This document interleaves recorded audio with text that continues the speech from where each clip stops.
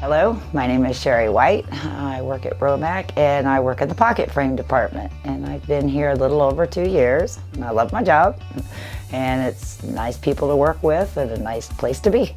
We do a lot of assembly. Sometimes we do the cutting and we build the pocket frames, put them together in a jig and stand them up, and we build headers, and it's pretty much the same thing day after day, but it's a nice job.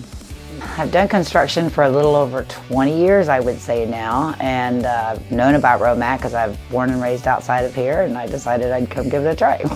My parents are older, so I take care of my parents in the evening when I get off work. I have a multitude of grandchildren I get to see when I do, and I have 4 children.